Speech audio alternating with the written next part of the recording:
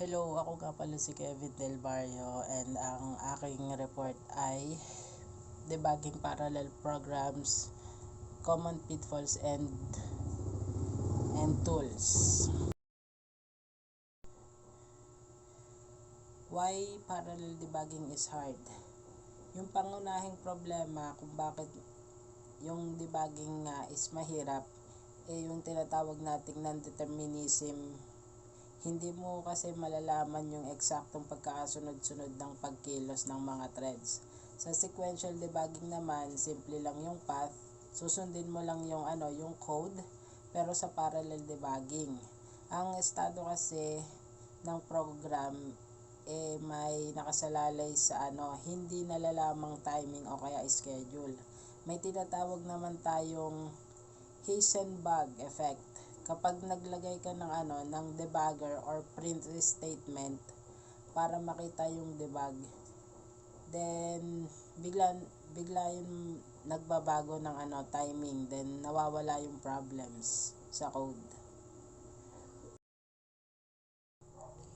Sa common pitfalls, ang definition dito, ito yung kapag yung dalawang workers sabay na nagtatangkang mag-update sa parehong shared memories walang permiso. Then sa analogy naman, yung shared bank account, halimbawa babasahin nga ni worker A tsaka B yung $100, and then magdadagdag si worker A ng $50, and then magiging $150 na yung nasa bank account niya, and then magdadagdag naman si worker B ng $20, and then magiging $120 naman sa kanya.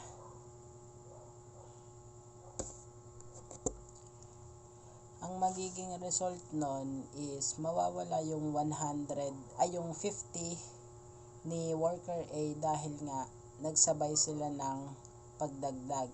Ang mangyayari is magko-corrupt yung data. And then sa solution naman, gagamit sila ng lock or mutex. Halimbawa, kapag yung worker kailangan ng shared resource, hahawakan lang ni worker A yung lock, and then yung ibang workers naman maghihintay naman hanggang sa matapos, tsaka bitawan ng worker A yung lock bago sila makagamit, para hindi mabawasan yung dinadagdag nilang pera sa bangko nila. Dito naman sa deadlocks, sa definition, ito yung kapag yung mga workers walang hanggang hinihintay yung nauunang gumamit ng lock o kaya sa isa't isa, ganon. Yung mangyayari, tuloy lang sila sa paghihintay dun sa unang gumamit ng lock. Then sa analogy naman, dalawang lock na yung gagamitin. Halimbawa, hawakan ni worker A yung lock 1, and hihintayin niya naman yung lock 2, and then hahawakan naman ni worker B yung lock 2 habang hinihintay naman yung lock 1. Then sa solution, kailangang magpatupad ng lock order. Palaging kukunin ni A at B yung lock 1 bago nila kunin yung lock 2. Ito yung way para sirain yung circular waiting. Dito naman sa performance bottlenecks, yung definition naman nito, gumagana yung program pero napakabagal. Kung minsan nga mas mabagal pa sa isang sequential program. Then yung sa problem 1 naman, too much locking. Kung maraming oras yung ginugugol ng worker sa pagpapasa ng lock key kesa sa pagtatrabaho, nasasayang lang yung oras. And then sa problem 2 naman, yung false sharing. Nagtatrabaho yung worker sa iba't ibang data pero magkatabi yung data sa computer memory, na nagpapadala sila ng message para i-update yung kabilang yung cache sa kabilang data.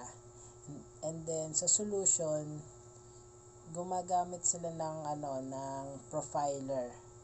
Malalaman mo kung eksakto yung yung kung saan nasasayang yung oras.